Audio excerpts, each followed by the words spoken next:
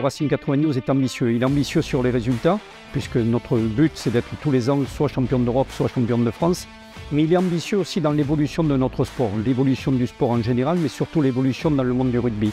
On met en place tout un cursus, toute une étude qui est faite sur les semaines, de façon à ce que le joueur soit bien dans ses pieds, de façon à être le plus performant possible au niveau du terrain. Je suis Sylvain Blanchard, je suis le médecin directeur médical et scientifique du Racing 92. Ici, on a la chance d'avoir un écosystème très performant et hyper réactif, c'est-à-dire que sur la même unité de lieu, on a le cœur du bâtiment qui est le vestiaire des joueurs, et en connexion directe pour accéder au terrain, vous passez devant le département médical, vous accédez à la salle de muscu et vous allez sur le terrain. Dans le département médical, vous avez une salle que l'on a pu créer et qui est totalement unique à son genre et qui est dédiée à l'évaluation podologique posturale et à la confection de semelles. Et on a pour ce faire la chance d'avoir un podologue au club qui s'appelle Jean-Philippe Viseux, qui est aussi docteur en biomécanique comme moi-même. Moi, au club, j'ai une double casquette, c'est-à-dire que je vais avoir une casquette de podologue et une casquette recherche de par mon cursus et mon doctorat en sciences du sport. Ma recherche s'est surtout portée sur l'équilibre et qu'est-ce qui fait qu'un sportif de haut niveau s'équilibre mieux qu'un non sportif et quelles sont les informations qu'il va chercher pour s'équilibrer. Nous avons donc un staff qui est vraiment pluridisciplinaire, où il y a une émulation parfaite entre les préparateurs physiques, le staff médical, kinésithérapeute, podologue, mais également une chaire scientifique avec des spécialistes de la gestion des données. Notre directeur médical et scientifique, Sylvain Blanchard, a depuis des années été dans cette démarche de collaboration scientifique.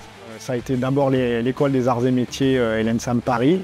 Très rapidement, une école qui travaille avec l'EPF. Donc, côté ingénierie, c'est essentiellement ces deux structures qui travaillent avec nous. On a aussi travaillé avec Polytechnique Paris sur des projets spécifiques. Sur la partie plus médicale, on travaille donc beaucoup avec la Fondation Rothschild sur les aspects neurologiques, ophtalmologiques et perceptifs.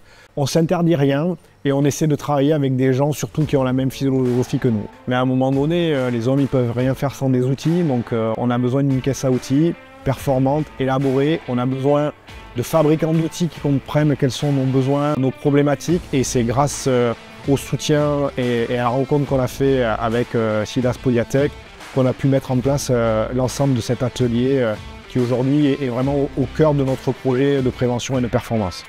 La richesse du plateau technique de Podiatech nous permet d'avoir la possibilité de tester déjà plusieurs matériaux techniques d'amortissement, de recouvrement, de base, et d'avoir la possibilité de les adapter justement en fonction de chaque individu, de chaque pointure, chaque gabarit.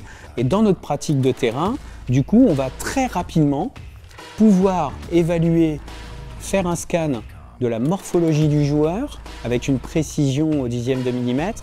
On va pouvoir faire très rapidement des semelles pour tous les types de crampons. Donc chaque joueur va bénéficier de 3 à 5 paires de semelles différentes en fonction du type de crampon qu'il va utiliser et en fonction du type de surface qu'il va rencontrer le week-end. Et on va pouvoir l'adapter tout de suite, c'est-à-dire qu'en l'espace de 1 heure, 1 heure et demie, on va pouvoir déjà proposer quelque chose aux joueurs et pouvoir le tester sur le terrain. Et on fait même du boot fitting, c'est-à-dire qu'on va, en s'inspirant de ce qui se fait notamment dans le ski, jusqu'à retoucher, remanier, remodeler les chaussures pour qu'elles matchent le mieux avec l'anatomie et les spécificités dynamiques du sujet. Chaque sportif est unique.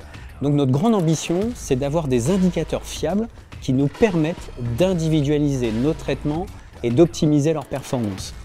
Qui dit optimisation de la performance dit obligatoirement derrière une prévention de blessures. Puisque si on optimise leur performance et qu'on fait en sorte qu'ils soient dans une capacité très naturelle, ils vont obligatoirement moins se blesser. Alors nous avons du coup envisagé l'intelligence artificielle également. Depuis plusieurs années, on discute souvent de l'intérêt de cette intelligence artificielle pour pouvoir prévenir la blessure. Et on va aussi maintenant développer de plus en plus des outils prédictifs qui nous permettent d'évaluer un niveau de risque et non pas de prévenir de façon très manichéenne si le joueur va se blesser ou non, mais d'essayer de comprendre s'il rentre dans une zone un petit peu de danger. Et donc on pense que offrir un plateau technique tel que celui de Podiatec dans un club de haut niveau va permettre de développer cette image de la podologie, c'est-à-dire une podologie qui peut agir en prévention. La semelle, elle est là pour prévenir des surcharges mécaniques, pour prévenir des parasites au niveau des informations podales et au niveau de la biomécanique de chaque joueur. Donc on pense et on croit que la podologie peut être préventive et peut être naturellement intégrée dans un staff sportif de haut niveau. Donc on a fait notre concept de preuve au niveau du club et maintenant on a ouvert ça à d'autres clubs professionnels. Donc on a des joueurs qui viennent de l'extérieur et de même peut-être des sportifs d'autres sports qui pourront bénéficier de ces filières. Donc c'est vraiment très important pour nous de pouvoir faire réussir ça à l'extérieur. Ça nous tient vraiment à cœur et c'est vraiment un devoir. C'est-à-dire que quand on a la chance de travailler dans un club comme ça, on se doit de faire ressortir les choses et pour le plus grand nombre.